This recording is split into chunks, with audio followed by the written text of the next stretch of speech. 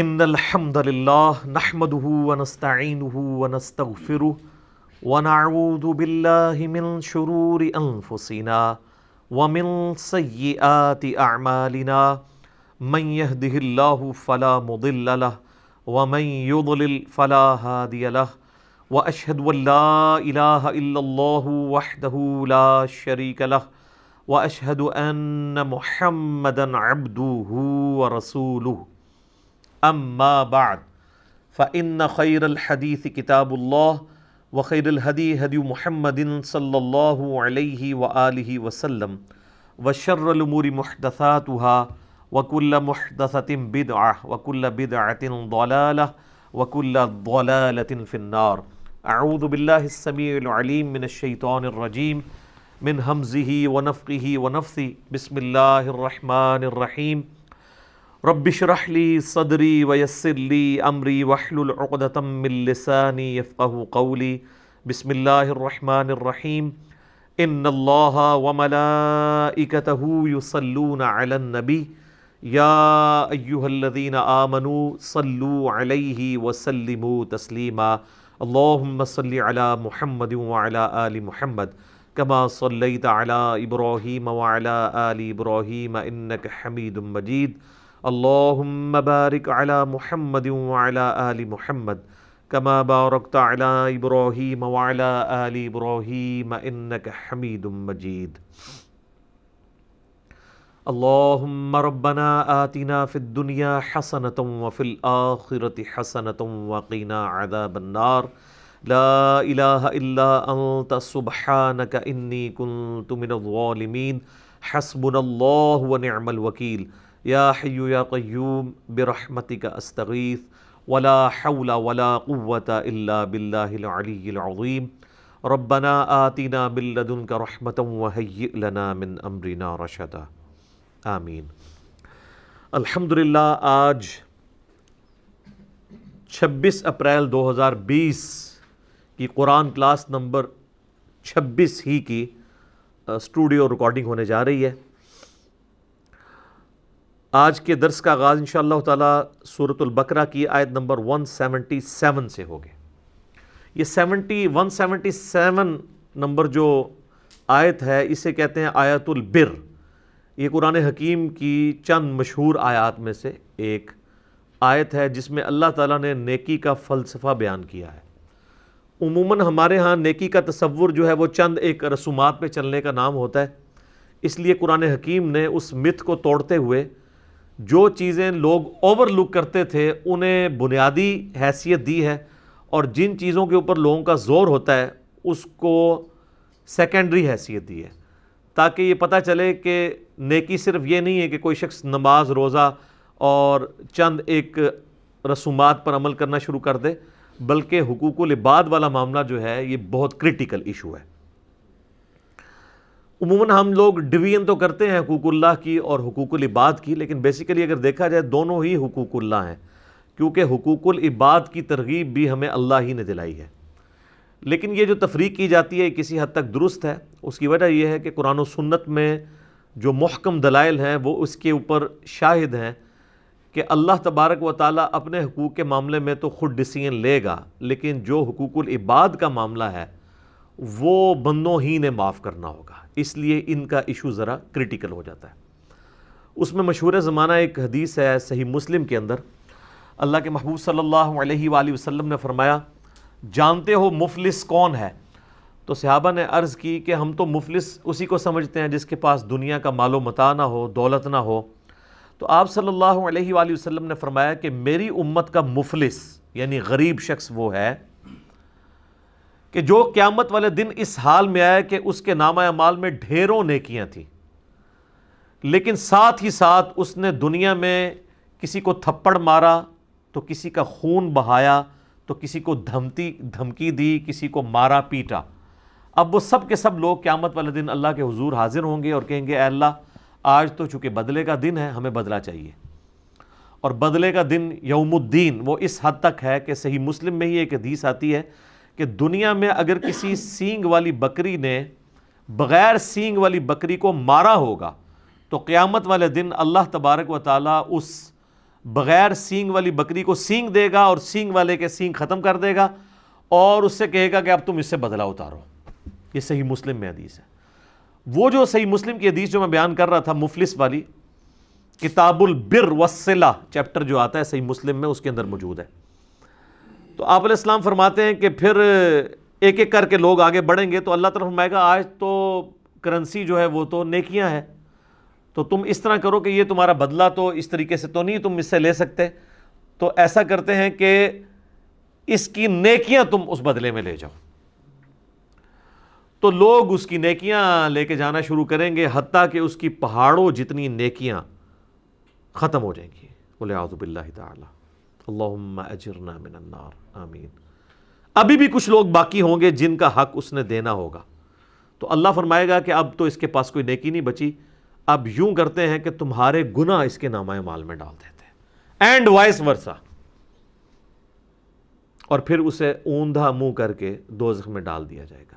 یعنی حقوق اللہ کے معاملے میں کوئی کمی نہیں تھی اس کے اندر، ڈھیروں نیکیاں تھیں، لیکن حقوق العباد کے معاملے میں اس نے کمزوری دکھائی، اس کی وجہ سے اس کا بیڑا غرق ہو گیا. اسی لیے آپ دیکھیں کہ سورہ نساء کے اندر اللہ تعالیٰ فرماتا ہے جو لوگ یتیموں کا مال ناحق ہڑپ کر رہے ہیں وہ اپنے پیٹوں میں دوزخ کی آگ بھر رہے ہیں. دنیا میں اس آگ کا پتہ نہیں چلے گا. دنیا میں تو چونکہ فزیکل لاز ایکٹیو ہیں، اگر آپ اپنی زبان کے اوپر انگارہ رکھیں تو جل جائے گی، حرام کا مال زبان پر رکھیں تو نہیں جلے گی. بلکہ لوگ تو کہتے ہیں حرام کھانے کا زیادہ ہی مزہ آتا ہے. لیکن آخرت کی زندگی کے اندر دنیا میں جس نے حرام اپنے پیٹ میں ڈالا ہوگا وہ اللہ تعالیٰ اسے حکم دے گا وہ آگ بن جائے گی. بلکہ بخاری مسلم میں تو آتا ہے کہ وہ خوفناک قسم کے اژدہا اور سانپ کی شکل اختیار کر لیں گے. اسی کا مال و دولت جو حرام طریقے سے اس نے کمایا ہوگا یا حلال طریقے سے کمایا لیکن اس کی زکوٰۃ ادا نہیں کی. تو اب وہ نیکی کا جو فلسفہ ہے وہ آیت البر کے اندر بیان ہو رہا ہے. اعوذ باللہ من الشیطان الرجیم، بسم اللہ الرحمن الرحیم. سورۃ البقرہ آیت نمبر 177. لیس البر ان تولوا وجوہکم قبل المشرق والمغرب. نیکی صرف یہ نہیں ہے کہ تم اپنا رخ مشرق یا مغرب کی طرف کر لو. بیسیکلی یہودیوں کو ٹونٹ کیا جا رہا ہے نا. پیچھے پس منظر میں ہم تحویل قبلہ کا مضمون کور کر چکے ہیں. انہوں نے ایک لکیر پیٹنا شروع کر دی تھی کہ جب تک ابراہیمی قبلے کی طرف مسلمان نہیں گئے تھے تو یہ کہتے تھے کہ یروشلم تو ابراہیمی قبلہ ہے ہی نہیں ہے، لیکن آپس میں چیما گوئیاں کرتے تھے. جب اللہ تعالیٰ نے قبلہ یروشلم کی بجائے خانہ کعبہ کر دیا تو پھر انہوں نے اوپنلی یہ کہنا شروع کر دیا کہ یہ کیا ہوا، ابھی تک تو تم ہمارے قبلے کی طرف نماز پڑھ رہے تھے، اب تم نے اپنا قبلہ بدل لیا. حالانکہ وہ اندر سے ہی جانتے تھے کہ ابراہیمی قبلہ جو ہے وہ خانہ کعبہ ہے. قبلہ اول بھی کعبہ ہے، قبلہ آخر یعنی فائنل قبلہ بھی کعبہ ہے. قبلہ اوسط درمیانی پیریڈ کے لیے جو صحیح بخاری میں آتا ہے 17 مہینے تک کے لیے وہ بیت المقدس جسے یروشلم بھی کہتے ہیں، ایلیا بھی کہتے ہیں، اور بعد میں وہاں پہ حضرت عمر کے دور میں مسجد اقصیٰ بھی بن گئی. ویسے جو اس کو مسجد اقصیٰ احادیث کے اندر آیا ہے یا قرآن حکیم میں سورہ بنی اسرائیل میں، اس سے مراد دور کی مسجد ہے. تو اللہ تعالیٰ ہمارا یہ کوئی نیکی صرف یہ نہیں ہے کہ آپ کا رخ مشرق کی طرف ہے یا مغرب کی طرف. اللہ کو کیا فرق پڑتا ہے؟ پہلے آیات گزر چکی ہیں نا کہ تم جس طرف بھی رخ کرو گے اللہ کا چہرہ پاؤ گے. اللہ کو تو فرق نہیں پڑتا. اور واقعی دنیا میں بھی آپ دیکھ لیں، یعنی ہم سب کانٹیننٹ کے لوگوں کا جو قبلہ ہے وہ مغرب کی جانب ہے، لیکن اگر آپ یورپ میں چلے جائیں، افریقہ میں چلے جائیں تو ان کا قبلہ مشرق کی جانب ہے، کیونکہ سینٹر میں آ جاتا ہے نا خانہ کعبہ شریف.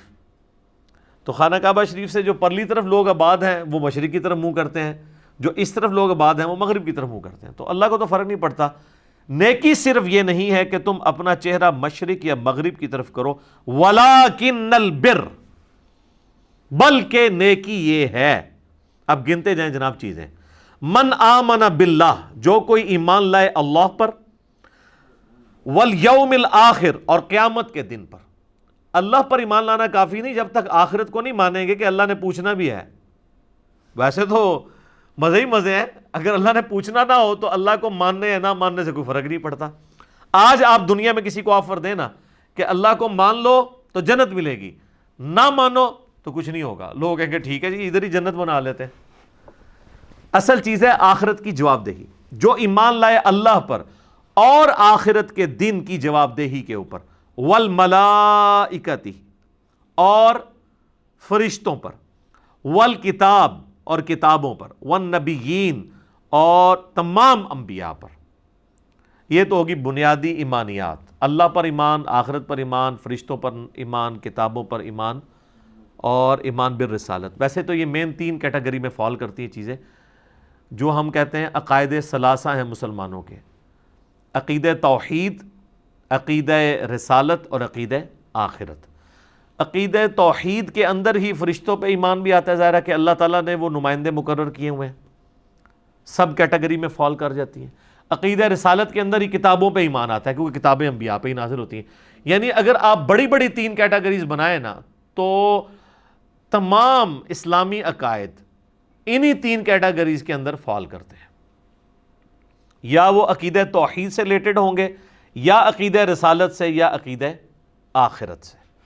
اب اگر ہم عذاب قبر کی بات کریں تو یہ عقیدہ آخرت کے اندر آتا ہے کیونکہ یہ دنیا کی زندگی کے بعد کی چیز ہے. اور جتنی شریعت ہے وہ عقیدہ رسالت کے اندر فال کرتی ہے کہ نبی الاسلام نے جو پیٹرن آف لائف دیا ہے اس کے مطابق آپ نے زندگی گزارنی ہے. وَآتَ الْمَالَ عَلَى حُبِّهِ ذَوِي الْقُرْبَى وَالْيَتَامَى وَالْمَسَاكِينَ وَابْنَ السَّبِيلِ، اور مال خرچ کرنا اس کی محبت میں اپنے قریبی رشتہ داروں پر، یتیموں پر، مساکین پر اور مسافروں پر. والسائلین وفی الرقاب، اور جو غلام آزاد کرنے کے لیے اور مانگنے والوں کے لیے، جو لوگ آ جائیں خود مانگنے کے لیے ان پر خرچ کرنا، اور گردنیں چھڑانے کے لیے، غلام آزاد کرنے کے لیے. اچھا، اب یہ جو علی حبی ہی ہے نا، اس میں ہا کی ضمیر اللہ کی طرف بھی جا سکتی ہے کہ اللہ کی محبت میں کوئی شخص مال خرچ کرے اپنے رشتہ داروں پر، یتیموں پر، مسکینوں پر، مسافروں پر، اور سوال کرنے والے اور غلام چھڑانے کے لیے. اور ہا کی ضمیر جو ہے وہ مال پہ بھی جا سکتی ہے کہ مال کی محبت کے باوجود اس کی محبت میں، مال کی محبت میں ہوتے ہوئے بھی مال خرچ کرنے کے لیے تیار ہو جائے. یعنی دل میں تو ہر ایک بندے کے مال کی محبت ہے نا، اس محبت کی پرواہ نہ کرے جو مال کے ساتھ اس کا شغف ہے، مال سے محبت رکھنے کے باوجود مال اللہ کی راہ میں دے دے. تو کیا وہ ثابت کرے گا کہ مجھے اللہ کی محبت جو ہے وہ مال کی محبت سے بڑھ کر ہے؟ اب ترتیب اللہ تعالیٰ نے لگائی ہے ایسی جو پنچ کرنے والی ہے. سب سے پہلے رشتہ داروں کا نمبر، کیونکہ رشتہ داروں کو دینا یہ سب سے مشکل کام ہے. رشتہ داروں کو پھلتا پھولتا دیکھنا یہ شیطان نہیں برداشت کرنے دیتا. جتنا جیلسی فیکٹر ہے وہ رشتہ داروں کے ساتھ ہوتا ہے. یہ جتنے تعویذ دھاگے بھی آپ سنتے ہیں لوگ کرواتے ہیں وہ رشتہ دار کرواتے ہیں. باہر کے لوگوں کو کیا ضرورت ہے کسی سے جیلسی کرنے کی یا حسد کرنے کی؟ رشتہ دار. اسی لیے انسان رشتہ داروں کو اگنور بھی کر رہا ہوتا ہے. تو اللہ تعالیٰ نے پہلی ضرب یہ لگائی ہے کہ سب سے پہلے رشتہ داروں کا حق ہے. اچھا، رشتہ داروں میں یہ کوئی نہ سمجھے کہ میرے کزنز جو ہیں یا میرے ماموں خالو، نہیں. سب سے پہلے رشتہ دار آپ کے بیوی، بچے، ماں باپ، بہن بھائی ہیں. اس کے بعد باقی رشتہ دار آتے ہیں. لوگ اکثر پوچھ رہے ہوتے ہیں جی وہ زکوٰۃ دینی ہے، بہن میری بیوہ ہے، دے دیں. بھئی اس سے زیادہ کوئی حقدار ہی نہیں ہے، اس کا تو کوئی کمانے والا نہیں ہے. بھائی کو دے دیں، بالکل دے سکتے ہیں. سب سے زیادہ حقدار وہ لوگ ہیں. اس کے بعد یتیم. ظاہر ہے یتیموں کا کوئی سرپرست نہیں ہے، مشکل ہے ان کے لیے زندگی گزارنا. مساکین جو بالکل غربت کی، جس کو آپ کہتے ہیں نا کہ وہ سطح غربت سے نیچے کی زندگی گزار رہے ہیں. اور مسافر. اب یہ مسافر والا معاملہ آج کل ذرا سمجھنا مشکل ہے. آپ ذرا آج سے 100 سال پہلے چلے جائیں نا تو پھر آپ کو یہ بات سمجھ آئے گی کہ جو لوگ سفر پر نکلتے تھے دوسرے ملکوں کے سفر پر، اس وقت تو ملکوں کی باؤنڈریز بھی ایسا نہیں بنی تھی. آپ کو پتہ ہے یہ ملکوں کی باؤنڈریز جو ہے نا یہ 20ویں صدی کی بدعت حسنہ ہے. اس سے پہلے ملک نہیں ہوتے تھے. جب سلطنت عثمانیہ ٹوٹی ہے اور جنگیں عظیم ہوئی ہیں، اس کے بعد یہ ملکوں کی ڈویژن اور یہ ویزے شروع ہیں، ورنہ لوگ پہلے خانہ بدوشی کی زندگی گزارتے تھے. آج بھی اگر یہ ملکوں کی باؤنڈریز ختم کر دی جائے نا تو دنیا سے غربت ختم ہو جائے. اب کتنے ٹیلنٹڈ لوگ ہیں جن کے پاس یہ ٹیلنٹ نسل در نسل موجود ہے کہ وہ زمین میں زراعت کا کام کر سکتے ہیں, لیکن غریبوں کے پاس زمینیں نہیں ہیں. ایسے کئی لوگ ہیں. اب ایسے لوگ کئی انڈیا میں آباد ہیں, اگر وہ پاکستان میں آ جائیں, ان کو نیشنلٹی یہاں کی مل جائے, کم از کم مسلمانوں کو, ویسے تو ہندوؤں کو بھی دینے میں کوئی حرج نہیں ہے تالیف قلب کے لیے, تو یہاں پہ آ کے وہ آبادی کر سکتے ہیں, ہماری اکانومی کو بہتر کر سکتے ہیں. پاکستان کے اندر کئی علاقے ایسے موجود ہیں جہاں پہ زراعت کی جا سکتی ہے, صرف وہاں تک ایک نہر پہنچانے کی دیر ہے. تو آپ دیکھیں, یہ جب تک نہری نظام نہیں تھا پاکستان انڈیا میں بنا ہوا تو یہ اتنی ہریالی نہیں تھی یہاں پہ. اب تو آپ دیکھیں جناب, کایا پلٹ گئی ہے جب سے یہ سسٹم بنا ہے ان 100 سالوں کے اندر. آج بھی آپ دیکھ لیں دنیا رو پیٹ رہی ہے.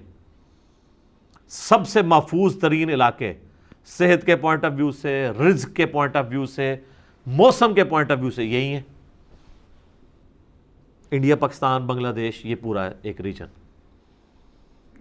تو پہلے جو لوگ سفر اختیار کرتے تھے تو سفر میں اگر آ کے قافلے کو کسی نے لوٹ لیا تو وہ اگر نکلے ہوئے 6 مہینے کے سفر کے اوپر, ظاہر ہے کم از کم تو اتنے ہوتے تھے سفر. یہاں سے جو حج کرنے جاتے تھے 4 مہینے جانے کے لگتے تھے, 4 مہینے آنے کے. ایک حج کے موقع پہ نکلتے تھے نا تو اگلے حج کے موقع پہ وہ حج کر کے واپس آتے تھے. اسی لیے تو وہ رشتہ داروں سے گلے لگ کے تو رو کے جاتے تھے, پتہ نہیں واپس آنا ہے کہ نہیں آنا, اور وہ واپس آنا ہے پیچھے کو مر جائے. تو ویسے پہلے حج بڑا مشکل تھا. 4 مہینے کا سفر کدھر, اور آج 4 گھنٹے کی فلائٹ ہے اسلام آباد سے جدے کی, اور کوئی تکلیف نہیں ہے. ذرا سی آنکھ لگتی ہے تو جناب جدہ آ جاتا ہے. اور 4 مہینے آپ نے سواری پہ سفر کرنا ہے, یا اگر کوئی سپوز بحری جہاز میں بھی جاتا تھا 2 ہفتے تو لگ ہی جاتے تھے. اور اس میں کئی لوگوں کو سی سکنس ہو جاتی تھی, کیونکہ سمندر کی ایک خاص سمیل ہے مچھلیوں کی وجہ سے, وہ لوگوں کے دماغ کو چڑھ جاتی ہے. کئی لوگوں کے ساتھ ایسا ہوتا ہے وہ پورے راستے 2 ہفتے تک الٹیاں کرتے جاتے تھے. تو ایسے بھی اگر 2 ہفتے آپ کو ایک جگہ پہ قید کر دیا جائے, ابھی یہ کورونا کی وجہ سے لوگ قید ہیں, تو آپ دیکھیں کتنی مشکل زندگی ان کے لیے ہوئی ہے. تو لوگ اس طرح وہ مشکل کی تکلیف کی زندگی گزارتے تھے. آج کے دور کو نہ دیکھیں, جب انٹرنیٹ ہے تو آپ آج جناب تو پیچھے ٹوٹی کاٹ دی نا نیٹ والی, ایک دن نہیں تو لنگنا. آپ امیجن کریں نیٹ بند ہو جائے. وہ کسی نے پرائم منسٹر کو مشورہ دیا تھا, آپ نے لوگوں کو گھر میں رکھنا ہے تو مفت انٹرنیٹ کا کنیکشن دے دیں ان کو, نہیں نکلیں گے باہر. ٹھیک ہے, تو اس زمانے کی بات ہو رہی ہے, آج سے 100 سال پہلے, کوئی پرانی بات بھی نہیں ہے. تو قرآن کے نزول کو آلموسٹ 1400 سال گزر چکے ہیں. اگر آپ 1400 سال میں دیکھیں تو صرف یہ 100 سال ڈیفرنٹ ہے. پہلے 1300 سال تو وہی ہیں جو ہم ڈسکس کر رہے ہیں اس میں. مسافر, اب جس مسافر کی جیب کٹ گئی ہے تو وہ تو آ گیا, اب زکوٰۃ لینے کے قابل ہو گیا ہے, اس کی پلے تو کوئی شے نہیں ہے. تو اسی لیے یہ ترغیب دلائی گئی ہے کہ مسافروں کو دینا ہے. کو مسافر واقعی ضرورت مند ہو سکتا ہے, اب وہ ایزی لوڈ تو نہیں کروا سکتا گھر سے, اگر جیب کسی کی کٹ گئی ہے. تو یہ تو آج کے زمانے کی بات ہے. ایون آج بھی جن لوگوں کو ٹیکنالوجی کی خبر نہیں ہے, یا جن لوگوں کو پیچھے کوئی سپورٹ کرنے والا نہیں ہوتا, دوسرے شہروں میں آتے ہیں خریداری کے لیے, جیب کٹ گئی ہے, ان کے پاس بیچاروں کے پاس واپسی جانے کا کرایہ بھی نہیں ہوتا. جینون ایشو بھی آ جاتا ہے. بعض اوقات تو خیر لوگ ایسے ہیں جو روزانہ ہی کرایہ مانگ رہے ہوتے ہیں, وہ تو ایک پروفیشنل ہے, ان کی بات نہیں ہو رہی ہے. تو اس کا بڑا آسان طریقہ میں اکثر بتاتا ہوں کہ اگر کوئی اس طرح کا بندہ آپ کو مل جاتا ہے نا, جو کہتا ہے میں نے فلاں جگہ جانا ہے, تو اسے پیسے دینے کی بجائے نا اسے ٹرین میں یا بس میں بٹھائیں. ٹھیک ہے, تو اور ٹرین والے جہاں سے ٹکٹ لینے والا ہے اس کو بھی بتا دیں ٹکٹ واپس کرے تو پھاڑ دینا ہے اور پیسے تو نے رکھ لینے ہیں. اور کنڈکٹر کو بتا دیں کہ اگر یہ ٹکٹ واپس کر کے اترے تو پیسے تیرے, اس کو نہیں دینے, تاکہ جینون پتہ چل جائے. بعض اوقات وہ لے کے چڑھ جاتے ہیں, پھر کنڈکٹر کے ساتھ تھوڑی کر کے آگے جا کے اتر جاتے ہیں, پیسے اپنی جیب میں ڈال دیتے ہیں. تو بجائے یہ کہ ان کے ہاتھ میں پیسے دینے کے, ان کو اس طریقے سے اکوموڈیٹ کیا جائے. اور سائلین جو ہیں, واقعی جو مانگنے والے ہیں, اب وہ مانگنے والا پروفیشنل نہ ہو, وہ ظاہر آج کی ڈیٹ میں ذرا مشکل ہوتا ہے جج کرنا ایک عام بندے کے لیے. جو لوگ تھوڑے سے یعنی اس ایشو کے ساتھ وابستہ ہیں, یا جو آپ سمجھ لیں مارکیٹ کے اندر بیٹھے ہیں, وہ تو روزانہ شکلیں دیکھ دیکھ کے ان کو پتہ چل گیا ہوتا ہے کہ یہ تو روزانہ مانگنے آتے ہیں. تو ایسے لوگوں کو تو اسلام کہتا ہے آپ نے ڈسکریج کرنا ہے، پروفیشنل بیگرز کو ڈسکریج کرنا ہے۔ ڈسکریج کرنے کا یہ مطلب نہیں ہے کہ ان کو صلواتیں سنانی ہیں، بلکہ وہ آگے جائے گا، بنی اسرائیل میں آ جائے گا کہ تم نے جھڑکنا نہیں، اگر کسی کو نہیں دینا تو اس کو جھڑکو مت، بلکہ احسن طریقے سے بات کو ٹال دو۔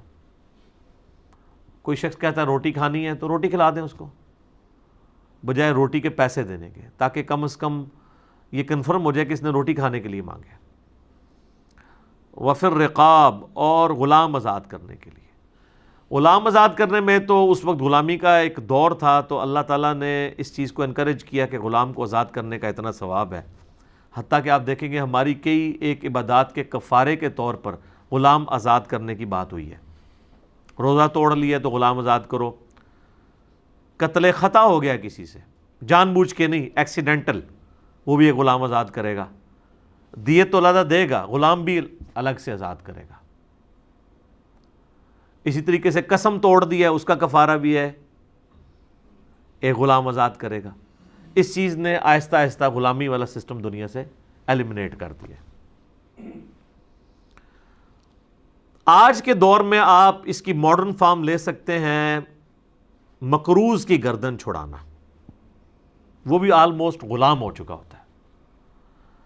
اگر کوئی واقعی جینون کیس آپ کے سامنے ہے اور آپ کو اللہ تعالیٰ نے استطاعت دی ہے، تو آپ بجائے یہ کہ 1000 بندوں میں اپنی زکوٰۃ تقسیم کرتے رہیں، کسی ایک بندے کو ایک بار اس کی گردن آزاد کروا دیں اس طرح کے قرض سے، تاکہ وہ سٹیبل ہو سکے، بشرطے کہ وہ سٹیبل ہو، یہ نہ ہو کہ وہ گردن چھڑا کے اور جا کے آگے قرضہ لے لے۔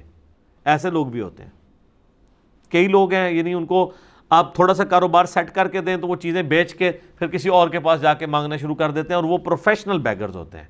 ان چیزوں کو بھی دیکھنے کی ضرورت ہوتی ہے۔ اچھا، اب اللہ تعالیٰ نے ایمانیات کے بعد اعمال کا 2 ہی چیزیں ہیں نا، ایمان اور عمل۔ ایمانیات ہیں اور عمل صالح ہیں۔ ایمانیات تو آ گئی، عقیدہ توحید، رسالت اور آخرت۔ اس کے بعد اعمال کا جب سلسلہ شروع ہے تو آپ دیکھ لیں حقوق العباد پہلے ذکر ہوئے ہیں، کہ اللہ کی راہ میں اپنا مال خرچ کرنا ہے، جیب ڈھیلی کرنی ہے، اور کس طریقے سے اپنے رشتہ داروں پہ خرچ کے، اپنے قریبی مساکین جو لوگ ہیں ان پہ خرچ کر کے، اور جو مسافر ہیں گردنیں چھڑانے کے لیے، اور جو لوگ غریب ہیں مانگنے والے ان کو دے کر۔ اس میں ایک حدیث بھی ہے بخاری مسلم دونوں میں، نبی علیہ السلام نے فرمایا جو شخص یہ چاہتا ہے نا کہ اللہ تعالیٰ اس کی عمر میں برکت کر دے، عمر دراز کر دے اور رزق میں کشادگی کر دے، تو وہ اپنے رشتہ داروں کے ساتھ حسن سلوک کرے، صلہ رحمی کرے۔ یہ بڑا زبردست ایک ذریعہ ہے، لیکن یہ کام کرنا مشکل ہے۔ اصل بات یہ ہے، یہ کہنا بہت آسان ہے، لیکن رشتہ داروں کے ساتھ حسن سلوک کرنا ذرا مشکل کام ہے۔ اب حقوق العباد کے بعد حقوق اللہ کا ذکر آ رہا ہے، وَأَقَامَ الصَّلَاةَ۔ اب دیکھیں نماز سے بڑی کون سی عبادت ہو سکتی ہے، لیکن اللہ نے اسے بعد میں ذکر کیا، اور قائم کرنا نماز کو، وَآتَ الزَّكَاةَ، اور زکوٰۃ دینا یا تزکیہ نفس کرنا، دونوں معنی درست ہیں، وَالْمُوفُونَ بِعَهْدِهِمْ إِذَا عَاهَدُوا، اور پورا کرنا اپنے وعدوں کو جب کہ وہ کسی سے وعدہ کریں، ایمان والوں کی یعنی یہ بات بتائی جا رہی ہے۔ وَالصَّابِرِينَ فِي الْبَأْسَاءِ وَالضَّرَّاءِ، اور صبر کرنے والے لوگ مصیبت کے حالات میں اور سختی کے حال میں، وحین البأس، اور لڑائی کے دوران یعنی جہاد کے دوران۔ ظاہر ہے کہ مصیبت میں، تنگی میں، تنگی کون سی آ سکتی ہے، مال کی تنگی بھی، قحط سالی بھی آ سکتی ہے، اور جہاد میں تو ظاہر ہے کئی ایک تکلیف سے گزرنا پڑتا ہے، اس میں وہ صبر اختیار کرنے والے لوگ ہوتے ہیں۔ اولئک الذین صدقوا، تو ایسے لوگ ہیں جو کہ اپنے یعنی دعوی ایمان کے اندر سچے ہیں۔ وَأُولَئِكَ هُمُ الْمُتَّقُونَ، اور یہی وہ لوگ ہیں جو حقیقی طور پر پرہیزگار ہیں۔ یعنی تقوی کا معیار اللہ کے نزدیک جو ہے، اب یہاں پہ کہیں آپ دیکھ لیں کہ کوئی لمبی داڑھی ہونا، پگڑی ہونا، شلوار ٹخنوں سے اوپر ہونا، شکل و صورت جو ہے وہ کوئی مذہبی گیٹ اپ بنا لینا، کوئی اس چیز کا کہیں پہ ذکر نہیں ہے۔ چند ایک بنیادی چیزوں کا ذکر ہے، ایمانیات کے بعد حقوق العباد، اور اس کے بعد حقوق اللہ۔ یا ایھا الذین آمنوا کتب علیکم القصاص، اے اہل ایمان تم پر اللہ تعالیٰ نے یہ فرض کر دیا ہے کہ قصاص لو فی القتل، قتل کے معاملے میں، یعنی یہ بدلہ لینا یہ اللہ تعالیٰ نے ایز این اوبلیگیشن شریعت کا حصہ بنایا ہے۔ کس لیول کا بدلہ؟ الحر بالحر، آزاد کے بدلے آزاد قتل ہوگا۔ اب ظاہر اس وقت غلامی کا دور تھا، اگر کسی آزاد بندے نے کسی غلام کو مار دیا، اب جس نے مارا ہے قاتل، اسی قاتل کو قتل کیا جانا چاہیے نا، تو وہ کہتا تھا اچھا میں غلام خرید کے تمہیں دے دیتا ہوں، میرے بدلے میں اسے قتل کر دو۔ دیکھیں نا، تو اس لیے اللہ نے کہا یہ کیا انصاف ہوا، آزاد کے بدلے میں آزاد قتل ہوگا، جس نے مارا ہے نا وہی مارا جائے گا اس کے بدلے میں۔ والعبد بالعبد، اور غلام کے بدلے غلام، غلام کے بدلے غلام کا مطلب ہے کہ ایک غلام نے اگر کسی کو مار دیا ہے تو اس کے بدلے وہی غلام قتل ہوگا، یہ نہیں ہے کہ کوئی اور غلام۔ یہی تو ہم کہتے ہیں جو ہمارے یعنی ایکسٹرا جوڈیشل ایکٹیویٹیز کرنے والی تنظیمیں ہوتی ہیں، وہ جب کبھی غیر مسلموں کے اوپر حملہ کرتی ہیں تو وہ کہتے ہیں کہ جی ہم پلی یہ لے رہے ہیں کہ جو ہے وہ اس ملک نے فلاں جگہ اپنی فوجیں بھیجی ہیں تو ہم اس کے مقابلے پہ ان کے شہریوں کو نشانہ بنائیں گے۔ تو قرآن تو اس کی اجازت نہیں دے رہا، قرآن تو انڈیویجول لیول پہ بھی اجازت نہیں دے رہا کہ ایک بندے کے بدلے دوسرا بندہ قتل نہیں ہو سکتا، چہ جائے کہ امریکہ کہیں پہ فوج بھیج رہا ہے اور آپ امریکہ کے شہریوں کو مارنا شروع کر دیں، اس چیز کی کوئی اجازت نہیں ہے۔ وَالْأُنْثَى بِالْأُنْثَى، اور عورت کے بدلے عورت قتل ہوگی۔ یہ نہیں ہے کہ کسی کی بیوی نے کسی اور عورت کو قتل کر دیا تو اب وہ کہ اس کے بدلے میں تو چونکہ آزاد عورت ہوں تو میں ایک کوئی لونڈی خرید کے دے دیتی ہوں، تم میرے بدلے میں اسے قتل کر دو، یہ نہیں ہوگا۔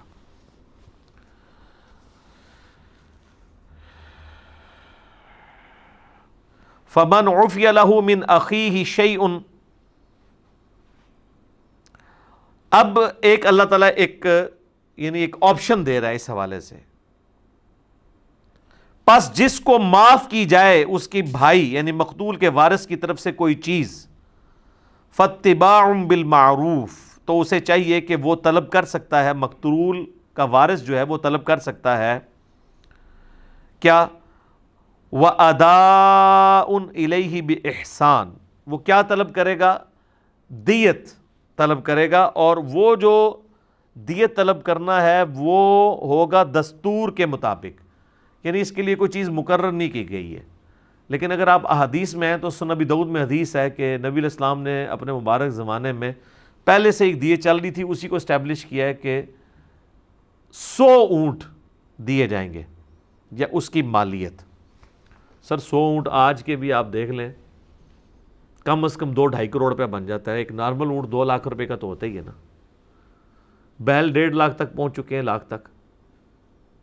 تو اب یہ حکومتیں ہماری کیا کرتی ہیں جی، زخمیوں کے لیے 5 لاکھ اور مرنے والوں کے لیے 25 لاکھ، نہ دیت جو ہے کم از کم ہوگی 2 کروڑ آج کی ڈیٹ میں۔ 100 اونٹ جب بھی یعنی آپ قیمت اس کی کیلکولیٹ کرتے رہے۔ ذَلِكَ تَخْفِيفٌ مِّن رَبِّكُمْ وَرَحْمَةٌ، یہ تمہارے رب کی طرف سے رعایت ہے اور رحمت ہے، یعنی رعایت دے دی گئی ہے۔ اگر کوئی شخص یعنی چاہتا ہے کہ اپنے یعنی مقتول کے بدلے میں قاتل کو معاف کرنا چاہے تو اس کے عوض اس سے خون بہا لے سکتا ہے مال کی فارم میں، اور یہ بھی اجازت ہے، پریفریبل نہیں ہے، وہ آگے آ جائے گی آیت۔ پریفریبل یہی ہے کہ قتل کے بدلے قتل ہو تاکہ ڈیٹرنس ہو۔ تو یہ اللہ کی طرف سے ایک آسانی ہے اور رحمت ہے۔ فَمَنِ اعْتَدَىٰ بَعْدَ ذَلِكَ فَلَهُ عَذَابٌ أَلِيمٌ، تو جو کوئی زیادتی کرے اس کے بعد تو اس کے لیے ہے دردناک عذاب، وَلِعَوْذُ بِاللَّهِ تَعَالَى۔ وَلَكُمْ فِي الْقِصَاصِ حَيَاةٌ يَا أُولِي الْأَلْبَابِ لَعَلَّكُمْ تَتَّقُونَ، اور اے عقل مندو تمہارے لیے قصاص لینے میں ہی زندگی چھپی ہوئی ہے معاشرے کی، تاکہ تم اللہ سے ڈر سکو۔ یہ وہ جو بات آ گئی کہ آپشن ضرور دے دیا کہ آپ خون بہا لے سکتے ہیں، لیکن کہا کہ یہ آپشنل ہے، قتل کے مقدمے کی پیروی ہونی چاہیے اور قاتل کو مقتول کے بدلے میں ٹانگا جانا چاہیے، ورنہ تو پھر قاتل اگر دندناتے پھریں گے اس طریقے سے تو پھر معاشرے میں نار کی پھیل جائے گی۔ جس معاشرے میں احترام جان، احترام مال نہیں ہوگا، وہ معاشرہ کیسے قائم رہ سکتا ہے؟ تو کہا گیا کہ پوری انسانیت کی زندگی چھپی ہوئی ہے اس کے اندر، ظاہر ہے پوری انسانیت کی ہے۔ جب ایک آپ بے لگام لوگوں کو چھوڑ دیں گے تو معاشرہ تو پھر بنانا ریپبلکس بن جائیں گی۔ اس کا کلائمیکس تو آگے چل کے آئے گا جناب سورہ المائدہ کی آیت نمبر 32 میں، کہ جس نے ایک جان کو ناحق قتل کیا گویا اس نے پوری انسانیت کو قتل کر دیا، اور جس نے ایک جان کو بچا لیا، اس کی زندگی بچا لی، گویا پوری انسانیت کو بچا لیا۔ سورہ النساء کے اندر آئے گا کہ جو شخص بھی جان بوجھ کے کسی کو قتل کرتا ہے نا، اس کی جزا ہمیشہ کی جہنم ہے، ہمیشہ کی جہنم۔ یہ قتل کا معاملہ بڑا کرٹیکل ہے جناب۔ سنن ابی داؤد میں حدیث ہے، نبی علیہ السلام نے فرمایا اللہ تعالیٰ یا تو شرک کو معاف نہیں کرے گا، یا پھر اگر کسی مؤمن کو کسی نے ناحق قتل کیا یہ گناہ معاف نہیں کرے گا، اس کے سوا جتنے گناہ وہ چاہے گا معاف کر دے گا۔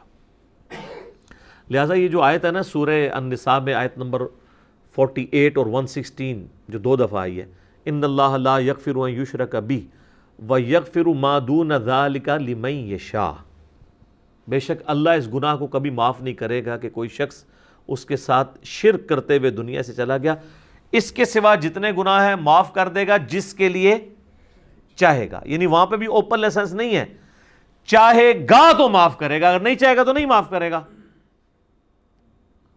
تو وہ کون سا ایسا گناہ ہو سکتا ہے کہ جو وہ نہ چاہے کہ معاف کیا جائے؟ وہ قتل ناحق ہے۔ صحیح بخاری میں حدیث ہے، جس نے ایک ذمی کافر کو بھی ناحق قتل کر دیا، یعنی جو اسلامی حکومت میں ٹیکس دے کر رہ رہا تھا، تو ایسا مسلمان جنت کی خوشبو بھی نہیں پائے گا، حالانکہ جنت کی خوشبو 40 سال کی مسافت سے آ رہی ہوگی۔ یعنی قیامت کا 50,000 سال کا دن ہے قرآن میں آیا، تو اس 50,000 سال میں جب 40 سال باقی رہ جائیں گے نا تو جنت کی خوشبو آنا شروع ہو جائے گی، لیکن اس شخص کو جنت کی خوشبو بھی نہیں آئے گی جس نے کسی کافر کو ناحق قتل کر دیا کسی اسلامی حکومت کے اندر۔ بخاری اور مسلم دونوں میں حدیث ہے، قیامت والے دن سب سے پہلے جس مقدمے کا فیصلہ ہوگا وہ قتل کا مقدمہ ہے۔ جامعہ ترمذی میں حدیث ہے، نبی علیہ السلام نے فرمایا کسی شخص کا ایک مؤمن کو قتل کرنا اللہ کے نزدیک ایسا ہی ہے گویا کہ وہ پوری دنیا کو تباہ و برباد کر دے۔ ترمذی اور ابن ماجہ میں حدیث ہے، موقوفن بھی ہے اور مرفوعن بھی ہے، موقوف روایت زیادہ مضبوط ہے، کہ عبداللہ بن عمر کہتے ہیں کہ اے کعبہ تیری خوشبو بڑی اچھی ہے، لیکن ایک مومن کی دل کی حرمت اللہ کے نزدیک تجھ سے بھی زیادہ ہے۔ ابو داؤد میں حدیث ہے کہ قیامت والے دن مقتول اپنے قاتل کو پیشانی کے بالوں سے گھسیٹتا ہوا اللہ کے عرش کے قریب چلا جائے گا، اتنا وہ اللہ کے قریب ہو جائے گا اس حال میں کہ وہ مقتول اس کی رگوں سے خون بہہ رہا ہوگا، اور اس نے اپنے قاتل کو پیشانی کے بالوں سے یوں گھسیٹ رہا ہوگا اور کہے گا یا اللہ اس نے دنیا میں مجھ سے زندگی چھینی تھی، مجھے آج بدلہ چاہیے۔ ظاہر ہے سبب تو وہی بنا نا، ویسے تو انسان کی زندگی مقرر ہے جتنی ہے، لیکن جس کے تھرو ایگزیکیوٹ ہو رہی ہوتی ہے اس نے تو اس جرم میں یعنی بدلہ تو اس سے لیا جائے گا۔ اور سنن نسائی میں آگے الفاظ ہیں، وہ صحابی کہتے ہیں کہ اے حکمرانوں قتل میں کسی کی معاونت مت کرو، یعنی وہ انہوں نے اسپیسیفکلی حکمرانوں کو یہ بات سنائی ہے کیونکہ حکمرانوں کے دماغ میں زیادہ کیڑا ہوتا ہے نا کہ اپنے سے اختلاف کرنے والوں کو قتل کروا دینا، جس طرح آل امیہ آل عباس کرتے رہے۔ آج تو بڑا مبارک دور ہے، آج کل تو یعنی آپ پرائم منسٹر کو گالیاں بھی نکالتے رہتے ہیں تو وہ کوئی نہیں مارا جاتا بندہ، لیکن جب بادشاہت کا دور تھا اس وقت تو وہ اختلاف رائے پہ بھی قتل کر دیتے تھے۔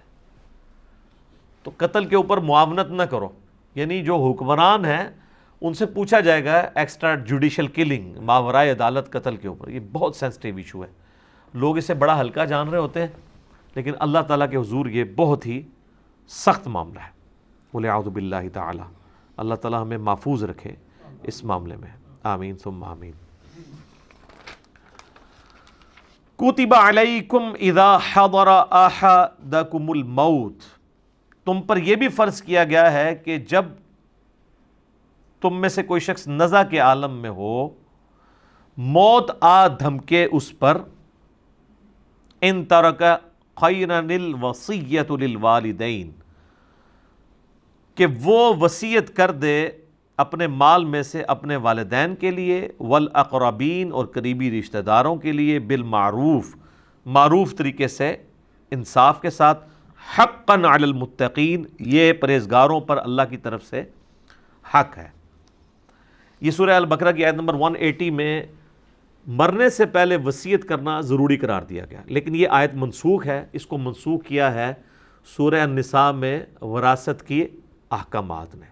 اس وقت تک اللہ تعالیٰ نے چونکہ وراثت کے احکام نازل نہیں کیے تھے، وراثت کے جب احکام نازل ہوئے ہیں تو اللہ تعالیٰ نے خود ہی پھر حصہ مقرر کر دیا ہے کہ ماں باپ کو 1/6 حصہ ملے گا، بیوی کو 1/8 ملے گا، اور ماں باپ اور بیوی کا حصہ جو ہے وہ اوورال مال میں سے نکلے گا، اور جو باقی بچ جائے گا اس کو اس طرح ڈیوائیڈ کیا جائے گا کہ ہر بیٹے کو 2 حصے ملیں اور بیٹی کو 1۔ یہ ایک جنرل رول ہے۔ پھر آگے اس میں کئی ایک اور آگے کرولریز کے طور پہ چیزیں آتی ہیں مختلف سچویشن میں۔ تو اس سے پہلے یہ وصیت کرنا ضروری تھا۔ فَمَن بَدَّلَهُ بَعْدَ مَا سَمِعَهُ فَإِنَّمَا إِثْمُهُ عَلَى الَّذِينَ يُبَدِّلُونَ، تو جو کوئی وصیت کو بدل دے سن لینے کے بعد، ظاہر ہے کہ ریٹن میں ہو تو سب سے بہتر ہے، ورنہ لوگ موت کے وقت لوگوں کو گواہ کر دیتے تھے کہ میں یہ کر رہا ہوں، تو اس وقت زبانی کلامی بھی، یہ آج والا معاملہ نہیں ہے کہ لوگ لکھ کے بھی مکر جاتے ہیں، اس وقت تو زبانی بات بھی جو ہوتی تھی وہ کہا جاتا تھا مرد کی زبان ہے، وہ واقعی مرد کی زبان ہوتی تھی، پتھر پہ لکیر۔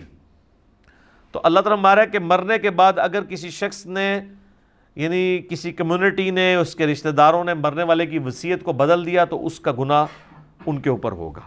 مرنے والے کا کوئی قصور نہیں، اس نے تو اپنا حق ادا کر دیا۔ ان اللہ سمیع علیم، بے شک اللہ تعالیٰ سننے والا اور علم والا ہے۔ لیکن ساتھ ہی اللہ تعالیٰ نے ایک اس میں چیز ہائی لائٹ کر دی ہے، یہ بھی ہو سکتا ہے کہ جو وصیت کرنے والا ہے وہ زیادتی کر جائے، یعنی کوئی آخری وقت میں اس کا کوئی موڈ آف تھا، ایک بچے کو اس نے محروم ہی کر دیا۔ خیر لیکن یہ تو اب باتیں ختم ہو چکی ہیں نا، اب تو کوئی نہ آگ کر سکتا ہے کسی کو، آگ کرے گا بھی تب بھی اولاد جو ہے وہ اس کو حصہ ملنا ہی ملنا ہے، آگ کرنے سے وہ آگ نہیں ہوتا، پاکستان کے قانون میں بھی نہیں ہوتا۔ تو اللہ تعالیٰ بارے کہ جسے یہ خطرہ ہو، فمن خاف من موص جنفا او اثما فاصلح بینہم فلا اثم علیہ، کہ جو مرنے والے نے وصیت کی ہے اس میں اس نے یعنی جانبداری کا کوئی مظاہرہ کیا ہے، تو وہ پھر پیچھے جو وارثین ہیں وہ آپس میں یعنی اس کو ریزالو کر سکتے ہیں کہ یار اس کا یہ چھوڑ دیا تھا، اس کو بھی تھوڑا سا حصہ دینا چاہیے، اس طریقے سے اس کو سیٹل کر لیں، یعنی مرنے والے کی وصیت کو وہ بدل بھی سکتے ہیں۔ ان اللہ غفور رحیم، تو بے شک اللہ تعالیٰ بھی بخشنے والا مہربان ہے، یعنی مرنے والے کی وصیت کو آپ بدل سکتے ہیں، وہ وصیت جس کو واجب تھا پورا کرنا۔ تو اسی میں امپلائیڈ ہے کہ اگر کوئی شخص مرتے مرتے یہ کہتا ہے نا کہ میری لاش کو فلاں جگہ لے جانا ہے دفنانے کے لیے، میرے گاؤں میں دفنانا ہے، تو اب اولاد کا کام ہے کہ وہ دیکھے کہ مطلب یہ فیزیبل بھی ہے کہ نہیں۔ کئی لوگ ہیں امریکہ اور یورپ میں ہمیشہ کے لیے شفٹ ہو گئے ہوئے ہیں، مرتے مرتے ان کے بابے کہہ جاتے ہیں جی میری جو لاش جو ہے نا وہ پاکستان بھجوا دینی ہے، کس کے لیے؟ آپ لوگوں کو مصیبت میں ڈالنے کے لیے کہ آپ لوگ ان کے جنازے پڑھیں، ادھر ہی دفنائیں، تاکہ اولاد نے اگر کبھی اپنا غم غلط کرنے کے لیے قبر پہ جانا ہے تو قبر موجود تو ہونا، اور اس طرح قبر کو باقی رکھنا تو سنت ہے۔ صحیح مسلم میں نبی علیہ السلام اپنی والدہ کی وفات کے آلموسٹ 50 سال کے بعد ان کی قبر پہ گئے اور وہاں پہ روئے جا کے۔ تو یہ تو نہیں ہے کہ ایک بندہ جو ہے وہ ہجرت کر کے کہیں چلا گیا اور وہ اپنے آبائی علاقے میں اس کو بھیج دیتا ہے کہ جی وصیت کر دے کہ وہاں پہ دفنایا جائے۔ جو ورثاء ہیں وہ دیکھیں کہ یار کون سی چیز فیزیبل ہے، اس کے مطابق عمل کریں۔ اسی طریقے سے وہ وصیت کر دیتا ہے کہ جی میرے مرنے کے بعد اتنے پیسے فلاں مولانا صاحب کو دے دو، فلاں مدرسے میں دے دو۔ یہ اب آپ دیکھیں کہ بعد میں وہ کیا ہوا ہے، کئی لوگ تو زندگی میں لکھوا لیتے ہیں، اور جو زندگی میں نہیں لکھوا سکتے وہ میت کے اوپر اونچی اونچی آواز میں کہتے ہیں جی بس آخری ویلیج کہندے سن، آخری ویلیج کہندے سن۔ اور تاکہ کوئی نہ کوئی شرم کر کے کچھ نہ کچھ دے ہی دے. ٹھیک ہے, ان لوگوں کو کیا ہے, مطلب جھوٹ بولتے ہوئے کوئی دیر لگتی ہے.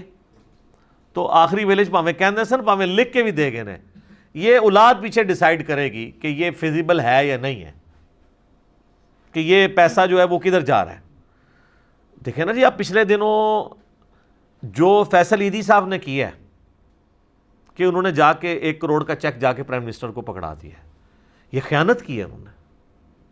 اسلام میں تو اس چیز کی اجازت نہیں ہے. جن لوگوں نے انہیں پیسہ دیا ہے وہ اس لیے دیا ہے کہ وہ ان پہ اعتماد کرتے ہیں کہ ان کے ذریعے چیریٹی میں جائے. یہ تو حکومتوں کے کام ہے کہ این جی اوز کو پیسہ دیں, نہ کہ این جی اوز جو ہیں وہ اپنا پیسہ دیں. اور پھر میں نے تو وہ ایک کاغذ بھی دیکھا کہ سول ایویشن اتھارٹی کی طرف سے نکلا ہوا ہے جس میں انہوں نے ایئر ایمبولینس یوز کی ہے کراچی سے اسلام آباد جانے کے لیے, چیک پکڑانے کے لیے. سول ایویشن اتھارٹی کا لیٹر نکلا ہوا ہے, اور اس کی ابھی اس کو نکلے ہوئے 5-6 دن ہو گئے, کوئی تردید نہیں آئی ہے. وہ لیٹر بھی دیکھنے سے اوریجنلی لگ رہا ہے, یعنی انہوں نے مان لیا کہ ایسا ہی ہوا ہے, اور نظر بھی آ رہا ہے. ظاہر ہے فیصل عیدی صاحب تو کوارنٹین میں بیٹھے ہوئے ہیں نا. کراچی کا بندہ اگر اسلام آباد پہنچ گیا ہے تو کوئی جن تو نہیں ہے وہاں پہنچا ہے. کراچی کا بندہ جو کراچی میں ہوگا, اسلام آباد میں ہوگا, ٹریفک تو بند ہے, تو کیسے پہنچا ہے وہ؟ اپنی ایئر ایمبولینس لے کے, ٹکٹ, یعنی 1 کروڑ کا تو ٹکٹ, وہ 1 کروڑ کا تو وہ چیک دیا انہوں نے, اور جو پیسے خرچ ہوئے ہیں جہاز کے اوپر, اپنا جہاز لے کے. سر جس ملک کے اندر وزراء, پرائم منسٹرز, آرمی چیفز پورے چارٹرڈ طیارے لے کے جا رہے ہوں, تو سر اتنے پھر عیدی صاحب کا بیٹا بھی کہے گا میں کیوں نہ لے کے جاواں, میں تو پھر بھی ڈلیور کر رہے ہیں نیشن نو. ظاہر ہے اوپر بڑوں کو ہی دیکھا جاتا ہے نا. اور آپ دیکھیں نیچے کتنے لوگوں نے کمنٹس کیے کہ آندہ سے ہم 1 روپیہ نہیں ان کو دیں گے. وہ 1 روپیہ اس نے 1 کروڑ روپیہ دے کے اپنے کروڑوں روپے لوز کروا لیے. تو اس طرح کی بھی معاملات یعنی مس ہینڈل ہو جاتے ہیں لوگوں سے. تو یہ دیکھنا چاہیے کہ جب کوئی شخص وصیت کرتا ہے, آپ اس کی وصیت کو اس طریقے سے مال جس کام کے لیے دیا گیا اس کام کے لیے وہ استعمال کریں. آپ اس کی اجازت کے بغیر نہیں کر سکتے. اکثر آپ مساجد میں بھی دیکھتے ہوں گے کہ لوگ پیسے دے کے جاتے ہیں اور کہتے ہیں جی یہ مسجد کے بل کے لیے استعمال کر لیں. ٹھیک ہے, اب جب دیتے وقت اس نے یہ شرط لگا دی ہے نا سر, تو مسجد کے بل کے علاوہ کسی اور چیز کے لیے وہ استعمال نہیں ہو سکتا الا یہ کہ اس سے اجازت لی جائے.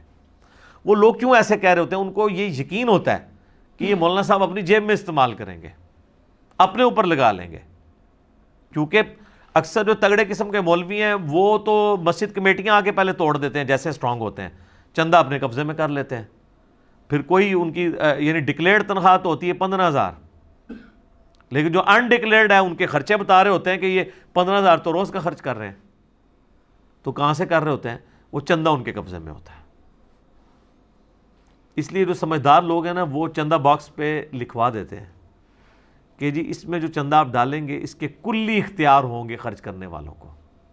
یہ باپا جانی والوں کے جو آپ چندے دیکھیں گے نا ان کے اوپر یہ عبارت لکھی ہوتی ہے, اور یہ بڑے شرعی طور پہ صحیح لکھی ہوئی ہے انہوں نے, کیونکہ وہ بری ذمہ ہو گئے ہیں. اب آپ نے ڈال دیا تو اس پہ لکھا ہے کہ اس میں جو چیز ڈالیں گے وہ ہمیں فل اختیار ہوگا, ہم اسے جہاں مرضی استعمال کریں.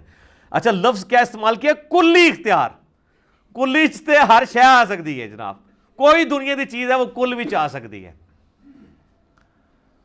تو اب آپ نے ڈال دیا تو وہ بری ذمہ ہو گئے. ہاں دنیاوی طور پہ بری ذمہ ہو گئے, باقی اللہ کو تو وہ جواب دیں گے کہ وہ کلی میں انہوں نے اگر وہ اپنی ذاتیات اس میں لے آئے ہیں اور دین کے اوپر نہیں لگایا انہوں نے, اور اپنی خدمت کرنے کو دین کی خدمت سمجھ لیا ہے, تو وہ تو اللہ تعالیٰ کو جواب دہ ہوں گے. وَلِعَوْذُ بِاللَّهِ تَعَالَى.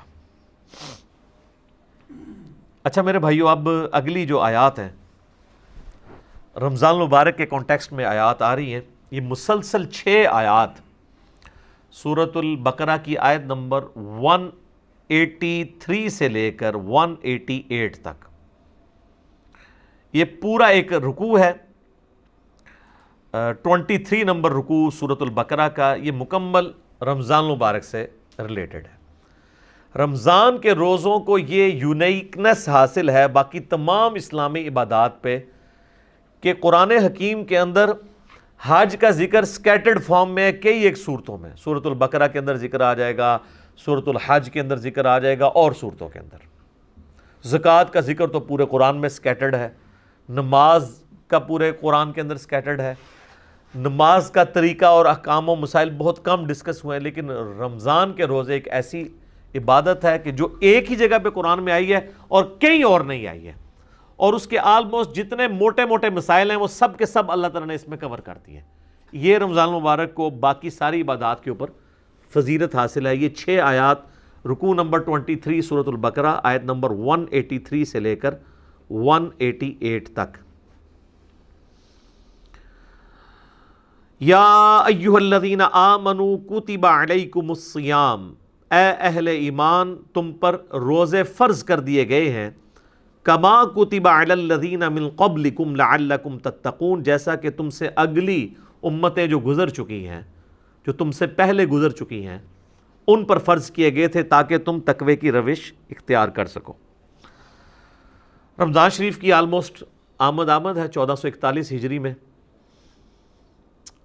اور یہ اللہ کی طرف سے کرامت ہوئی ہے کہ شعبان کے آخری عشرے میں ہماری یہ آیات الحمدللہ رمضان المبارک سے ریلیٹڈ آئی ہیں۔ رمضان المبارک کے جتنے بھی احکامات ہیں کتاب و سنت کی روشنی میں نے بڑی ڈیٹیل کے ساتھ ان کے اوپر ایک لیکچر ریکارڈ کروا دیا ہے، جو کہ آلموسٹ 5 نشستوں میں ہے۔ مسئلہ number 53A، B، C، D اور E، اور ہر نشست آلموسٹ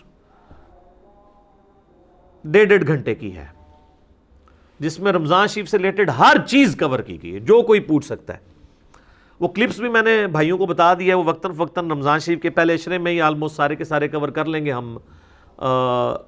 سورۃ البقرہ کا یہ رکوع بھی اس میں کور ہوگا، اس کے بعد بخاری مسلم کی روشنی میں 17 صحیح الاسناد احادیث، اور جو سحری کے افطاری کے احکام و مسائل ہیں، اسی طریقے سے عورتوں کے روزے کی رخصت کیا ہے، مسافر کے روزے کی رخصت کیا ہے، قضاء کا اور کفارے کا کیا معاملہ ہے، مریض سے ریلیٹڈ کیا چیزیں ہیں، ٹیکہ لگانے سے روزہ ٹوٹتا ہے نہیں ٹوٹتا، جتنے بھی جدید اور قدیم فقہی احکام و مسائل ہیں آلموسٹ 40 کے قریب ہیں جو اس میں ہم نے کور کیے ہیں۔ ایک ایک حدیث کا انٹرنیشنل نمبر اس میں بتایا ہے، تو وہ انشاءاللہ ہمارے یوٹیوب چینل کے اوپر تو آلریڈی اپلوڈڈ ہیں، دوسرے جو ہمارے ان آفیشیل یوٹیوب چینلز ہیں ان کے اوپر سے خصوصاً مسلم اونلی سے وہ انشاءاللہ اپلوڈ ہوں گے، اور ہمارے فیس بک جو ہے انجینئر محمد علی مرزا، اس کے اوپر یہ انشاءاللہ تعالیٰ ساتھ ساتھ اپلوڈ ہوں گے۔ آپ کو واٹس ایپ گروپس میں بھی انشاءاللہ تعالیٰ وہ کلپس آنا شروع ہو جائیں گے انشاءاللہ تعالیٰ۔ حصول برکت کے لیے میں 2-3 حدیثیں بیان کر دیتا ہوں۔ بخاری اور مسلم دونوں کی حدیث ہے کہ نبی صلی اللہ علیہ وآلہ وسلم نے فرمایا، جب رمضان کا مہینہ آتا ہے تو اللہ تعالیٰ جنت کے دروازوں کو کھول دیتا ہے اور جہنم کے دروازوں کو بند کر دیتا ہے، اور سرکش شیاطین کو قید کر دیتا ہے۔ تمام شیاطین نہیں، سرکش شیاطین۔ ایک اور حدیث ہے، نبی علیہ السلام نے فرمایا، یہ بھی حدیث بخاری و مسلم دونوں میں ہے، کہ رمضان المبارک میں اللہ تعالیٰ نیکیوں کا ثواب آلموسٹ 10 گنا سے 700 گنا تک بڑھا دیتا ہے، اور اللہ تعالیٰ فرماتا ہے کہ روزہ خاص میرے لیے ہے اور میں ہی اس کی جزا دوں گا۔ اور ایک ترجمہ یہ بنتا ہے، روزہ خاص میرے لیے ہے اور میں ہی اس کی جزا ہوں، کیونکہ روزہ وہ عبادت ہے جو جب تک کوئی شخص ایکسپوز نہ کرے نا، آپ کسی کو جج نہیں کر سکتے۔ نماز تو فزیکلی پڑھتا ہوا نظر آ جائے گا، تو روزہ ایک ایسی عبادت ہے جو خاص میرے لیے ہے اور میں ہی اس کی جزا دوں گا۔ بخاری مسلم میں ایک حدیث یہ بھی موجود ہے، نبی علیہ السلام نے فرمایا کہ ایک جنت کا دروازہ جس کا نام ہے الریان، وہ خاص ان لوگوں کے لیے ہے جو رمضان مبارک کے روزے رکھنے والے ہیں، کہ وہ اس دروازے سے داخل ہوں گے۔ پھر بخاری اور مسلم کی ایک اور حدیث ہے، نبی علیہ السلام نے فرمایا، جس نے ایمان اور احتساب کے ساتھ رمضان مبارک کے روزے رکھے، ایمان اور احتساب یعنی ایمان کے ساتھ اور احتساب ہے اصلاح نفس کی کوشش پلس ثواب کی نیت خالصتاً اللہ کے لیے، تو اللہ تعالیٰ اس کے پچھلے سارے گناہ معاف فرما دے گا۔ جس نے ایمان اور احتساب کے ساتھ رمضان مبارک کی راتوں کا قیام کیا، اللہ تعالیٰ اس کے پچھلے سارے گناہوں کو معاف کر دے گا۔ جس نے ایمان اور احتساب کے ساتھ شب قدر کا قیام کیا، اسے پچھلے سارے گناہ اللہ تعالیٰ معاف کر دے گا۔ اور یہ میں نے سب سے آسان طریقہ اس میں بتایا کہ آپ ایٹ لیسٹ عشاء اور فجر کی نماز کا اہتمام کریں کہ کوئی رکعت فوت نہ ہو۔ صحیح مسلم میں حدیث ہے، ایک تابعی کہتے ہیں میں مسجد میں بیٹھا تھا، مسجد نبوی کے اندر، حضرت عثمان غنی رضی اللہ تعالیٰ عنہ علیہ السلام کا دور تھا، تو مغرب کی نماز کے تھوڑی دیر بعد حضرت عثمان مسجد میں آ گئے اور مجھے انہوں نے کہا کہ بیٹا میں نے نبی علیہ السلام سے یہ خود سنا تھا کہ جو شخص عشاء کی نماز جماعت سے ادا کر لے گویا اس نے آدھی رات کا قیام کیا، اور جو فجر بھی جماعت سے پڑھ لے گویا اس نے پوری رات کا قیام کیا۔ تو یعنی وہ بتانا چاہ رہے تھے کہ میں عشاء کی نماز سے اتنی دیر پہلے مسجد میں اس لیے آ گیا ہوں تاکہ عشاء کی جماعت چھوٹے نہ۔ آج کل تو مشکل نہیں ہے کیونکہ ہم لوگ تو رات کو سوتے ہی 12 بجے کے بعد ہیں، ان زمانوں میں لوگ بڑے جلدی سو جاتے تھے، اسی لیے مغرب کے بعد سونے کی ممانعت بھی آئی ہے۔ پورے دن کی مزدوری فجر کے وقت اٹھے ہوئے ہوتے تھے، عشاء اتنی مشکل ہو جاتی تھی، اسی لیے تو ہے بخاری مسلم میں کہ منافقین پہ 2 نمازیں بھاری ہیں، فجر اور عشاء کی، اور خصوصاً عشاء کے لیے بھی آیا بخاری مسلم میں کہ اگر یہ جان لیتے تو اپنے سرین کے بال گھسیٹتے ہوئے آتے ہیں مسجد کے اندر۔ اور فجر کے بارے میں سنن نسائی میں آیا کہ میرا دل کرتا ہے ان لوگوں کے گھروں کو آگ لگا دوں جو مسجد میں نماز نہیں پڑھتے، فجر کی نماز کے بارے میں بھی، اور بخاری مسلم میں یہ الفاظ جو ہیں وہ عشاء کی نماز کے بارے میں بھی آئے۔ تو آج کے زمانے میں آپ ذرا عشاء کو نہ قیاس کریں، آج کل تو عشاء سب سے آسان ہے ہماری نمازوں میں، کیونکہ ہماری جو روٹین ہے لائف کی وہ بدل چکی ہوئی ہے، اس لیے ہم اس تکلیف کا احساس نہیں کر سکتے جس سے صحابہ کرام گزرے۔ ایام معدودات، گنتی کے چند دن ہے یہ رمضان کا مہینہ۔ فمن کان منکم مریضا، اور اس میں بھی اگر تم میں سے کوئی مریض ہو، او علی سفر، یا وہ سفر پر ہو، فعدۃ من ایام اخر، تو وہ اپنی گنتی کو باقی دنوں میں پورا کر سکتا ہے۔ مسافر اور مریض وہ روزہ چھوڑ سکتا ہے، چاہے وہ جو مرضی حالت ہو، یعنی یہ نہیں کوئی کہہ سکتا کہ جی سفر بڑا آسان ہے، نہیں، سفر میں رکھنے کی اجازت ہے، بخاری مسلم میں حدیث ہے، نبی علیہ السلام نے اسے ڈسکریج کیا ہے، لیکن جب صحابہ نے پوچھا یا رسول اللہ ہم رکھ لیں تو فرمایا ہو جائے گا روزہ، لیکن پریفریبل نہیں ہے کہ رکھا جائے، دوسرے دنوں میں گنتی پوری کر دی جائے۔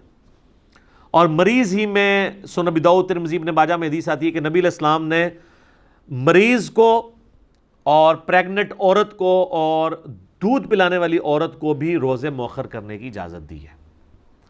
لیکن اگر کوئی ایسا مریض ہے جس کی اب صحت مند ہونے کی امید نہیں ہے، یا مرض کی وجہ سے روزے اتنے زیادہ ہو چکے ہیں کہ ان کی قضا دینا مشکل ہے، تو پھر فدیہ دے دے۔ اسی میں وہ عورت بھی شامل ہے کہ جس نے کافی زیادہ، اب ظاہر ہے ایک عورت پریگننٹ تھی، پھر اس کے بعد 2 سال دودھ پلاتی رہی اور پھر اس طرح اس کا سلسلہ 8-9 سال گزر گئے، تو اس پہ تردد ہے، تو وہ صرف فدیہ دے لے۔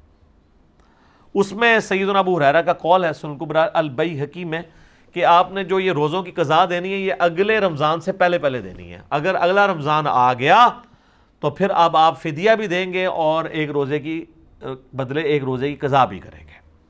اگر یعنی وہ رمضان سے اگلا رمضان آ گیا، پھر ظاہر ہے اس رمضان کے بعد آپ قضا دیں گے نا۔ تو یہ اس میں احکام و مسائل ہیں، باقی مسئلہ 53A B C D E آپ دیکھ سکتے ہیں، میں نے ڈیٹیل کے ساتھ بتایا۔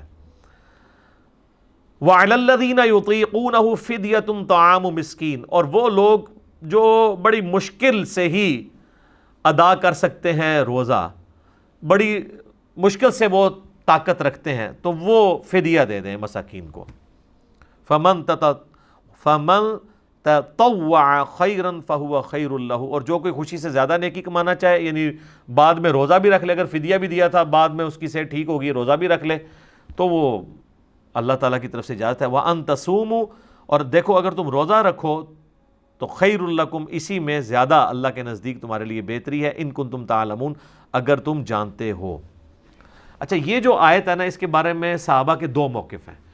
صحیح بخاری میں 2 موقف امام بخاری نے نقل کیے ہیں۔ ایک صحابہ کا گروہ یہ کہتا ہے یہ آیت منسوخ ہے، پہلے یہ اجازت تھی کہ ایک صحت مند بندہ بھی روزے کے بدلے فدیہ دے سکتا تھا، چاہے روزہ رکھ لے چاہے فدیہ، جبکہ عبداللہ بن عباس رضی اللہ تعالیٰ عنہ کہتے ہیں یہ آیت منسوخ نہیں ہے، بلکہ یہ آیت آج بھی باقی ہے ایسے لوگوں کے لیے جو ایسے مریض ہیں جو بڑی مشکل سے روزے پر قادر ہوتے ہیں کہ وہ فدیہ دے لیں۔ صحت مند بندے کے لیے اپلائی نہیں ہوتی، اس کے اعتبار سے تو منسوخ تصور کی جائے گی، لیکن یہ آج بھی اس کا حکم باقی ہے۔ پھر امام بخاری باقاعدہ لے کے ہیں کہ انس ابن مالک، آپ کو پتہ ہے 110 سال کی عمر میں فوت ہوئے ہیں جی، 8 سال کی عمر میں حضور کے پاس آئے ہیں اور 10 سال آپ کو وضو کرواتے رہے ہیں۔ ان کی عمر 18 سال تھی تو نبی علیہ السلام دنیا سے چلے گئے۔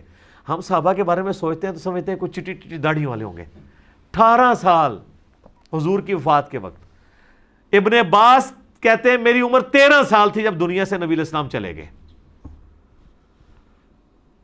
اتنے بڑے فقیہ۔ عبداللہ بن عمر 22 سال کے تھے، حضور فوت ہو گئے۔ یہ آپ کو جتنا کچھ پتا چلتا ہے نا، یہ نبی علیہ السلام کی مبارک زندگی کے بعد کے ان کے کارنامے ہیں۔ اس وقت تو بالکل وہ سمجھ لیں کہ نوجوان اور بچے ہی تھے۔ تو انس بن مالک کے بارے میں امام بخاری نقل کیا، جب وہ بوڑھے ہو گئے نا تو روزہ نہیں رکھ سکتے تھے، تو وہ روزانہ ایک مسکین کو بلا کے گوشت کے ساتھ اس کو ایک وقت کا کھانا کھلایا کرتے تھے۔ اچھا، حنفیوں نے 2 وقت کا کھانا رکھا ہے، لیکن قرآن کا اسلوب اس کو سپورٹ نہیں کرتا۔ اس میں ہے کہ مسکین کو کھانا کھلاؤ، تو کھانا کھلانا ایک ٹائم کا ہی کھانا ہوگا، 2 وقت کا نہیں، یہ لاجیکلی نہیں بنتا۔ تو یعنی انس بن مالک رضی اللہ تعالیٰ عنہ خود چاہے وہ دال کھاتے ہوں، مسکین کو جو ہے نا وہ اللہ کے لیے، لن تنالوا البر حتی تنفقوا مما تحبون، تم نیکی کے اعلیٰ ترین درجے کو نہیں پہنچ سکتے جب تک کہ اپنی پسندیدہ چیزیں اللہ کی راہ میں خرچ نہ کر دو۔ انس بن مالک مسکینوں کو کھانا کھلاتے تھے گوشت کے ساتھ۔ اجتہاداً امت نے اس پہ اجماع کیا کہ اگر کوئی کھانا نہیں کھلا سکتا تو ایک وقت کے کھانے کا فدیہ کسی مسکین کو دے دیں۔ اور یہ بھی ہو سکتا ہے کہ آپ کسی مسکین فیملی کو، غریب فیملی کو پورے مہینے کا اپنے جو روزہ، جس طرح شوگر کے مریض ہیں، وہ بے شک جنگ بھی ہیں، وہ تو کبھی بھی قدرت نہیں رکھ پائیں گے، ان کے لیے مشکل ہو جاتا ہے، تو وہ ہر سال فدیہ دے دیں۔ بوڑھے لوگ ہیں، 80 پلس ہیں، 90 پلس ہیں، ان کے لیے روزہ رکھنا مشکل ہو جاتا ہے، تو وہ 30 روزوں کا فدیہ نکال لیں، جو ایک وقت کا کھانا بنتا ہے، جو ایوریج جتنا وہ کھانا جس سٹیٹس کا کھاتے ہیں، یعنی وہ اگر 200 روپیہ والا کھاتے ہیں تو 200 روپے کے حساب سے دیتے ہیں، 300 والا کھاتے ہیں 300 کے اعتبار سے۔ اور جو لوگ باہر کے ملکوں میں آباد ہیں نا، تو وہ اپنے ملکوں کا حساب لگائیں گے۔ یہ نہیں ہے کہ وہ خود امریکہ اور یورپ میں کھا رہے ہیں اور جب فدیے کی باری آئے تو پاکستان میں پاکستانی حساب سے فدیہ دے رہے ہیں، ان کا فدیہ نہیں ادا ہوگا، کیونکہ یہ ساری چیزیں بالمعروف ہوتی ہیں، جہاں پہ آپ رہ رہے ہوتے ہیں اس کے اعتبار سے یہ کنسیڈر کی جاتی ہیں چیزیں۔ تو وہ فدیہ آپ دے سکتے ہیں، اور اگر کوئی روزہ رکھ سکتا ہے تو پھر وہ روزہ رکھے گا، پھر اس کا فدیہ ایکسیپٹیبل نہیں ہوگا، لیکن یہ ہر شخص نے خود ڈیسائیڈ کرنا ہے۔ باقی اس میں کئی ایک احکام و مسائل ہیں جو آج ٹائم اب باقی نہیں رہا، ورنہ میں اس کو ڈسکس کرتا۔ بقیہ کی انشاءاللہ آیات ہم اگلے درس میں کریں گے، اور اگلا درس ہمارا انشاءاللہ رمضان المبارک 1441 ہجری ہی میں آ رہا ہوگا۔ اللہ تعالیٰ سے دعا ہے جو حق بات میں نے کہی اللہ تعالیٰ ہمارے دلوں میں راسخ فرمائے، اگر جذبات میں میرے منہ سے کوئی غلط بات نکل گئی تو اللہ تعالیٰ ہمارے دلوں سے ہی محو کر دے، ہمیں معاف بھی فرما دے، ہمیں کتاب و سنت کی تعلیمات پر عمل کر کے دوسرے بھائیوں تک پہنچانے کی توفیق عطا فرمائے۔ سبحانک اللہم و بحمدک، اشہد ان لا الہ الا انت، استغفرک و اتوب الیک، وما علینا الا البلاغ المبین۔ جزاکم اللہ خیرا۔